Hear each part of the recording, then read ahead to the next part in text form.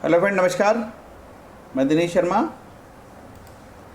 आज आपको भाव फल में लगने सप्तम भाव में हो तो फल बताऊंगा। बड़ा इम्पोर्टेंट टॉपिक है और आप जानते ही हो कि सप्तम भाव हमारे जीवन में कितना महत्व रखता है, जिसे हम कलत्र भाव धाराकारक कहते हैं। इसका इम्पोर्टेंट है भावेश फल कथन। देखो, प्राचीन ग्रंथों में भाई जो लिखा है मैं वही बताया हूँ कि प्राचीन ग्रंथों में ये नहीं बताया कि किस राशि में बैठा है, ग्रह उच्च का है नीच का, कुछ नहीं। उनने तो केवल ये लिख दिए कि साहब भावेश लगने से यदि सप्तम भाव में क्या होगा तो क्या फल होंगे, इस तरीके के फलित लिखे गए। लेकिन मैंने अपनी बुद्धि से लगा के सभी लग्नों में उसको समझाने का प्रयास किया है। ये विशेषता है, नहीं तो आप भी किताब लेके पढ़ लोगे, कोई बहुत बड़ी बात नहीं है। ठीक है, चलते हैं आगे। कलत्र दारा भाव मतलब सप्तम भाव के आपको ये जान लेना चाहिए, क्योंकि विवाह सप्तम भाव केवल एक पत्नी ही नहीं है, और भी चीज़ है उससे। विवाह, यौन संबंध, स्थान परिवर्तन, पति पत्नी का चरित्र स्वभाव, वाणिज्य व्यापार, शत्रु का नाश, विवाद, सहयोगी, साझेदारी, पार्टनरशिप, काम इच्छा, गुप्त रोग, परदेश में बसना, युद्ध, शत्रु, विदेशी, गुप्तचर, अंतर्राष्ट्रीय मामले, झगड़े, विवाद, अन्य राज्यों से संबंध आदि आदि बहुत सारी चीज़ें हैं सप्तम भाव से। तो इसका और मुख्य रूप से विवाह, यौन संबंध, पति पत्नी का चरित्र में स्वभाव। ठीक है, पति पत्नी का चरित्र में स्वभाव, ये इंपॉर्टेंट चीज़ है कि हम कैसे रहेंगे पति पत्नी हैं। अब ये सब चीज़ें जो शास्त्रीय मत है, लोमस संहिता, मान सागरी, गर्ग संहिता, यवन जातक, पाराशर हो रहा, सबसे मैंने लिया है। राशि स्वभाव और चर राशि, स्थिर राशि का भी एक जिक्र आया, इसलिए मैंने स्लाइड डाला है। आगे इसको बैक करके फिर से बताऊंगा। जिस भाव के फल बताए जा रहे हैं वहाँ का भावेश या वह भाव पीड़ित नहीं होना चाहिए, इस बात का ध्यान रहे। यदि जिस भाव में सप्तम भाव का फल बता रहा हूँ आपको, हो सकता है कि सप्तम भाव में लग्नेश के अलावा अष्टमेश भी हो, षष्ठेश भी हो, तब तो और दिक्कत हो जाएगी, वहाँ बहुत समस्या आ जाएगी पारिवारिक जीवन में, और जो सप्तम भाव के फल हैं उनमें कमी आ जाएगी, है ना। अब लग्नेश जिसकी कुंडली हो, जिसकी लग्न कुंडली जिसकी मेष राशि की हो, तो सप्तम भाव यहाँ में शुक्र आता है, सप्तम भाव में सातवीं राशि शुक्र आती है, और यह मंगल होता है जो सप्तम, ये कहलाता है क्या, ये कहलाता है सम यहाँ पे। ठीक है, शुक्र के घर में मंगल सम कहलाएगा। लेकिन ये अष्टमेश होके बैठा मेरे भाई, और जब भी अष्टमेश का प्रभाव पड़ता है तो मान के चलो वैवाहिक जीवन में समस्या आती है। इसमें कोई संशय ना जानो, संशय नहीं करो।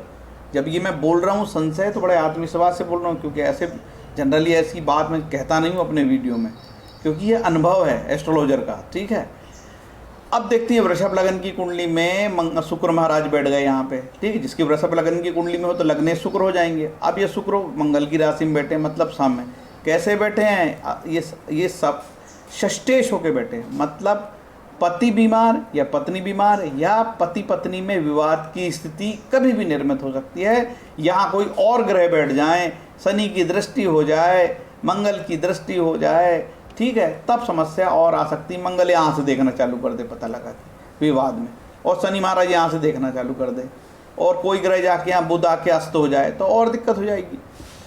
अब चलते हैं मिथुन लग्न की कुंडली में।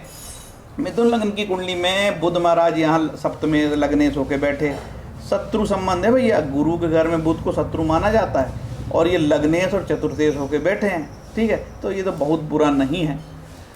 अब कर्क लग्न की कुंडली में चंद्रमा महाराज यहाँ पे शनि की राशि में बैठे, जो शत्रुता के संबंध रखते हैं। ठीक है, चंद्रमा का सातवां चंद्रमा भी बहुत अच्छे फल नहीं देता है।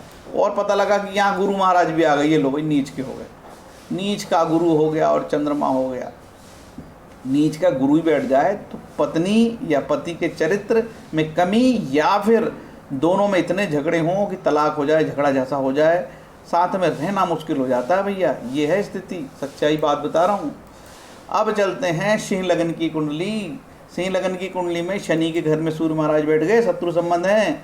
ठीक है, और ये लग्नेश होके बैठे हैं, तो ये इतने बुरे संबंध नहीं हैं। लेकिन फिर भी सप्तम स्थान पे सूर्य जब बैठता है तो पति पत्नी के बीच में संबंध होते हैं, वो बहुत भावुक और इमोशनल नहीं होते, वो मशीनी संबंध होते हैं। हाँ ठीक है, पत्नी है, ओके ठीक है, मशीनी संबंध हो जाते हैं, क्योंकि सूर्य ऊर्जा वाला ग्रह, वहाँ ऊर्जा वाला ग्रह का बैठना, जैसे यहाँ सूर्य उच्च का हो जाए तो और तकलीफ देता है।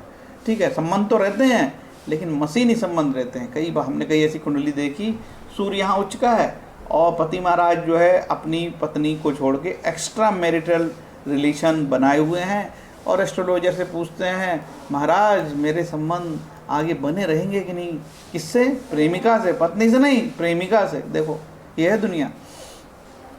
अब कन्या लग्न की कुंडली में शुक्र बुध महाराज तो यहाँ नीच के हो गए, तो क्या होगा? नीच के हो गए तो भाई संबंधों की बात आ रही है, पति पत्नी के संबंध में गड़बड़ हो सकते हैं चरित्र में, और इतना झगड़ा हो बोला चाली में, इतना कम्युनिकेशन खराब हो, इतनी अनसेंट बातें करते हो पति पत्नी दोनों में, जिनकी कुंडली में हो, और इतना खराब स्थिति आएगी और अंततः ये संबंध विच्छेद हो सकता है, टूट सकता है, पारिवारिक जीवन में बहुत कलह तकलीफ हो सकती है ऐसी स्थिति में। और यहाँ कोई आके सूर्य आ जाए, शनि आ जाए तो और गड़बड़ घोटाला हो जाए। ठीक है, अब देखते हैं आगे तुला लग्न की कुंडली। तुला लग्न की कुंडली में शुक्र महाराज यहाँ कैसे आए? मंगल के घर में शुक्र महाराज आए।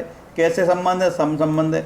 आए कैसे? ये अष्टमेश होके आए हैं। ये अष्टमेश का यहाँ जाना पारिवारिक जीवन में खलल, तकलीफ, कष्ट, विवाद, बहुत परेशानी होती है। आगे आप समझदार हो ही, लग्नेश भी हैं लेकिन अष्टमेश भी है। अब कहते हैं साहब लग्नेश को अष्टमेश का दोष नहीं लगता। चलो नहीं लगा लग्नेश को अष्टमेश का दोष, तो थोड़ी समस्या कम हो गई, ये मान के चलना। मंगल की राशि में शुक्र का, तो ये ऐसा जातक बहुत ही कामुक प्रवृत्ति के होते हैं, और अत्यधिक कामुक प्रवृत्ति पॉजिटिव नेगेटिव दोनों बात हो सकती है। अत्यधिक कामुकता भी हानिकारक है, और यदि कामुकता नहीं है तो भी तकलीफ वाली बात होती है, तो ये एक समस्या पैदा होती है। अब चलते हैं वृश्चिक लग्न की कुंडली। वृश्चिक लग्न की कुंडली में वृषभ राशि 7वें स्थान में पड़ेगी और मंगल यहाँ बैठेंगे। शुक्र के घर में मंगल, मतलब सम संबंध है। और ये कैसे आए? देखिए मंगल महाराज कैसे आए हैं। अब भैया ये सस्टेस हो के आए, बीमार, रोग, ऋण, शत्रु। तो पति पत्नी में झंझट, जिसकी भी कुंडली में जैसा हो, पति की कुंडली में हो तो पति से या पत्नी से झंझट, लड़ाई झगड़ा, विवाद, या पत्नी रोगड़ी या पति रोगी, इस प्रकार की बात हो सकती है। अब पिछली कुंडली में तो कहे थे कि लग्नेश को अष्टमेश का दोष नहीं लगता, लेकिन भैया लग्नेश को षष्टेश का तो दोष लगता है ना, तो ये विवाद की स्थिति इस तरीके से होती है। अब चलते हैं धनु लग्न की कुंडली। धनु लग्न की कुंडली में गुरु महाराज बुध के घर में बैठे हैं। बुध के घर में गुरु सम माने जाते हैं, और ये लग्नेश और चतुर्थेश होके आए हैं, तो ये स्थिति इतनी खराब नहीं है। फिर भी हमने ये देखा है कि गुरु कई बार आगे, गुरु का आगे बताएंगे, उच्च के गुरु का बारे में बताएंगे। ठीक है, अब देखते हैं मकर लग्न की कुंडली। मकर लग्न की कुंडली में चंद्रमा के घर में शनि महाराज बैठे हैं कर्क राशि में। कैसे संबंध है? सम संबंध है। और शनि महाराज जो धनेश होके आए हैं और लग्नेश होके आए हैं, तो ये स्थिति उतनी बुरी नहीं है, क्योंकि 7वां शनि को काल पुरुष में उच्च का होता है, तो 7वां शनि भी जो है ना बहुत बुरा नहीं माना जाता है। ठीक है, हालांकि 7वां शनि वहाँ उच्च का हो जाए तो कई बार तकलीफ देखी गई है, लेकिन फिर भी 7वां शनि वहाँ इतना खराब 7वें घर में नहीं माना जाता है, क्योंकि काल पुरुष की 7वीं राशि है। ठीक है, अब इसके साथ शनि के साथ मंगल बैठ जाए और कुछ ग्रह बैठ जाए तो तकलीफ अचानक बढ़ सकती है, वो अलग मैटर है। ठीक है, अब देखते हैं लग्न कुंभ लग्न की कुंडली। कुंभ लग्न की कुंडली में सूर्य महाराज के घर में शनि महाराज आए सिंह राशि में, शत्रुता के संबंध है। और कैसे आए? द्वादशेश होके आए। ये द्वादशेश विच्छेद का कारण होता है, मतलब तलाक का कारण होता है, तकलीफ का कारण होता है, अलगाव का कारण होता है। तो ऐसी कुंडलियों में भी ये द्वादशेश शनि के होने से यहाँ तकलीफ बढ़ जाती है। और यदि इसको कहीं मंगल यहाँ से दृष्ट करे, या और यहाँ पे सूर्य आ जाए, या और ग्रह आ जाएं, गुरु आ जाए, और तकलीफ देने के लिए और भी बहुत सारे ग्रह आ जाएं, तो और तकलीफ बढ़ जाती है। ठीक है, 7वें स्थान पे जनरली ग्रह नहीं होना चाहिए, ऐसा माना जाता है, खासकर विवाह के मामले में। ठीक है, अब सारी चीज़ मैं विवाह से ही बताया हूँ भैया। बहुत अब ये यहाँ पे 7वां स्थान केवल विवाह ही थोड़ी है, पूरा व्यापार है, विदेश की यात्रा है, समझौता है, कॉन्ट्रैक्ट है, बहुत सारी चीज़ों में नुकसान हो सकता है। अब चलते हैं मीन लग्न की कुंडली। मीन लग्न की कुंडली में बुध के घर में गुरु महाराज बैठे हैं, तो सम संबंध है। और कैसे आए हैं? ये दशमेश और लग्नेश होके आए हैं, तो ये जो पोजीशन है इतनी खराब नहीं है। अब आगे आती है बात फलित की। इसके बाद फिर मेरे अपने अनुभव में भी आपको बताऊंगा। पहले तो शास्त्रीय मत है, इसके बाद मेरे जो अनुभव है वो भी आपको मैं बताऊंगा कि सही में चीज़ें कैसी बिगड़ती है या सुधरती है। अब लोमस संहिता में कहा है कि लग्नेश यदि सप्तम भाव में आए तो क्या होगा? पत्नी की मृत्यु होती है, यह विरक्त, दरिद्र, प्रवासी होता है, कभी राजा भी होता है। बहुत नेगेटिव बताया है। गर्ग जातक ने बोला यह मनुष्य तेजस्वी सदाचारी होगा तथा उसकी पत्नी सुंदर सदाचारी, कलाओं में निपुण होगी। यवन जातक बोलते हैं सुखी, धनवान, विलासी, सदाचारी, विनम्र, स्त्री से रहित तथा सुंदर होता है। पॉजिटिव बताया है। मानसागरी महाराज ने, गर्ग जातक ने जैसा बोला वैसे ही फल है। जैसे कि यह मनुष्य तेजस्वी सदाचारी होगा, उसकी पत्नी सुंदर सदाचारी और कलाओं में निपुण होगी। नवाथे एस्ट्रोलॉजर कहते हैं विवाद करने वाला, प्रवासी, अदालती मामले में उलझने वाला, बहुत कामुक तथा व्यवसाय करने वाला होगा। मोगे जी कहते हैं पत्नी को कष्ट होते हैं। ठीक है। पारसर मुनि कहते हैं, आप सुनो ध्यान से, पारसर मुनि क्या कहते हैं, जिन्होंने पूरी एस्ट्रोलॉजी लिख डाली, लग्नेश यदि पाप ग्रह हो तो उसकी पत्नी का नाश होगा। नाश होगा मतलब पत्नी से नहीं बनेगी भाई। लग्नेश यदि पाप ग्रह हो तो कौन सा, जैसे लग्नेश शनि हो, लग्नेश मंगल हो, लग्नेश शनि मंगल, हाँ बस यही शनि मंगल हो तो ठीक है। शुभ ग्रह हो तो भ्रमण करने वाला, दरिद्र, विरागी या राजा होता है, ऐसा लिखा भैया। ठीक है। बहुत पॉजिटिव नहीं लिखा है। अब हम चलते हैं कि भृगु ऋषि ने क्या बोला है। भृगु ऋषि ने जो बोला है ये मत से मैं सहमत भी हूँ, बहुत सारी चीज़ें उन्होंने सही बताई है बिल्कुल। यदि लग्न का स्वामी सप्तम भाव में हो तो वही क्रूर ग्रह मंगल या शनि भी हो तो ऐसे व्यक्ति दूर प्रदेशों की यात्रा करते हैं। देखिए, लग्न का स्वामी यदि शनि और मंगल होकर बैठे तो दूर की यात्रा, प्रदेशों की यात्रा करते हैं। वे विरक्त स्वभाव के होते हैं, स्त्री पुत्र विहीन होते हैं, स्त्री पुत्र विहीन होते हैं। यदि सप्तम में शुभ ग्रह हो तो राजा के समान होता है। विशेष फल, ऐसे व्यक्ति स्वयं में उसकी पत्नी सज्जन होते हैं। वैवाहिक जीवन सुखी होता है। जातक यात्राएं करता है। यदि चर राशि में लग्नेश हो तो दूर प्रदेश जाता है। अब मैं आपको चर राशि जरूर बता दूं, जब भी मैंने बोला था ना, देखिए ये चर राशि है भैया, मेष, कर्क, तुला, मकर। यदि सातवें भाव में मेष, कर्क, तुला, मकर हो तो लिखा है यदि चर राशि में लग्नेश हो तो दूर प्रदेश जाता है। और यदि स्थिर में हो तो स्थिर राशि कहलाएगी वृष, सिंह, वृश्चिक, कुंभ, मतलब 2, 5, 8 और 11। यदि स्थिर राशि में हो तो अपने ही राज्य में यात्रा करता है। यदि द्विस्वभाव राशि हुई तो द्विस्वभाव राशि कहलाएगी ड्यूअल साइन। और मिथुन, कन्या, धनु, मीन, मतलब 3, 6, 9 और 12।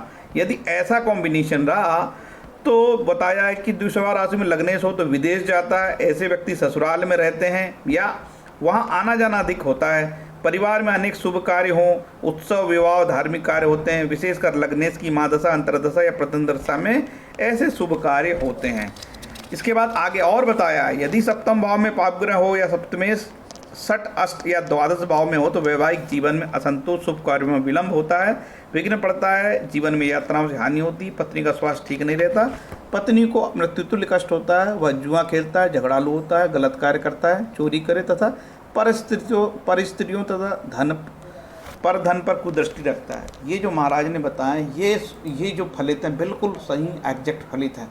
मैं बार बार अपने वीडियो में कहा हूँ कि यदि अष्टम स्थान का स्वामी सप्तम में जाए तो तकलीफ बढ़ जाती है। यदि षष्टम स्थान का स्वामी जाए तो वही पत्नी रोगिणी या पति रोगी। उसी तरीके से द्वादशे जाए तो सेपरेटिव प्लानेट है।